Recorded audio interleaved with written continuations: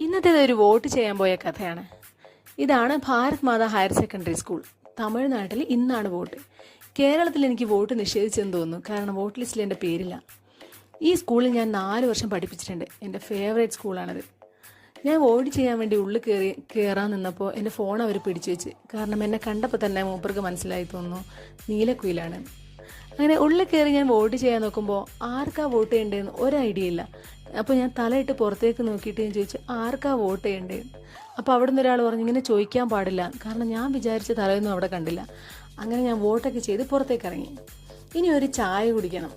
ഇനി ചായ കുടിക്കാൻ വേണ്ടിയിട്ട് നമ്മുടെ ഉപ്പട്ടി ടൗണിലെത്തി മേലെ ഒരു കടയുണ്ട്. അവിടെ ചെന്നപ്പോൾ പരിപ്പ് വടയും ചായ മാത്രമേ ഉള്ളൂ. അപ്പം ഞാൻ പറഞ്ഞു നമുക്കൊരു കാര്യം ചെയ്യാം, മാംഗോ ഓറഞ്ച് ഒരു ടീ സ്പോട്ടുണ്ട്, അവിടെ പോവാം. അങ്ങനെ ഞങ്ങൾ മാംഗോ ഓറഞ്ചിലേക്ക് പോകുന്ന യാത്രയാണിത്.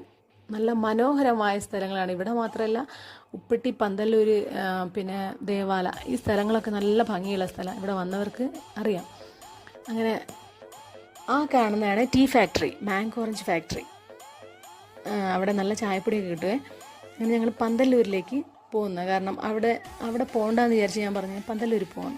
പന്തല്ലൂരിൻ്റെ ഒരു പ്രത്യേകത എന്ന് പറഞ്ഞാൽ ഇവിടെ പശുക്കളും മനുഷ്യന്മാരും ഇടകലർന്ന് നടക്കുന്ന ഒരു സ്ഥലമാണ്. ലാസ്റ്റ് ഞങ്ങൾ നമ്മുടെ ടീ ഷോപ്പിൻ്റെ മുന്നിലെത്തി. ഈ ഷോപ്പിൻ്റെ പേരെന്താണെന്ന് എനിക്കറിയില്ല, പക്ഷേ ഈ ഷോപ്പിനൊരു പ്രത്യേകതയുണ്ട്. ഇവിടെയുള്ള സാധനങ്ങളൊക്കെ ഇവർ സ്വന്തമായിട്ട് ഉണ്ടാക്കുന്നതാണ്. അതുകൊണ്ട് എപ്പോഴും നല്ല ഫ്രഷ് സാധനം കിട്ടും, നല്ല തിരക്കുമായിരിക്കും. അങ്ങനെ കുറച്ച് നേരം അവിടെ വെയിറ്റ് ചെയ്ത് നിന്നപ്പോൾ എനിക്കൊരു സ്ഥലം കിട്ടിയിരിക്കാൻ. അങ്ങനെ ഞാൻ ചായ എനിക്കിഷ്ടപ്പെട്ട 2-3 കടികളൊക്കെ കഴിച്ച് പുറത്തേക്ക് ഇറങ്ങി. അപ്പോൾ ഞാൻ വിചാരിച്ച് ഒരു കേക്കും കൂടെ മേടിക്കാം.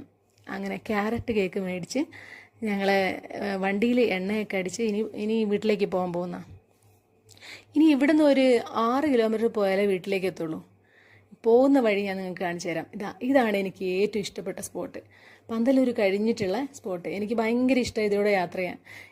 ഇന്നത്തെ വീഡിയോ നിങ്ങൾക്ക് എല്ലാവർക്കും ഇഷ്ടപ്പെട്ടെന്ന് ഞാൻ വിചാരിക്കുന്നു. ഇനി പുതിയ വിശേഷങ്ങളുമായി അടുത്ത വീഡിയോയിൽ സന്ധിക്കും വരയ്ക്കും വണക്കം.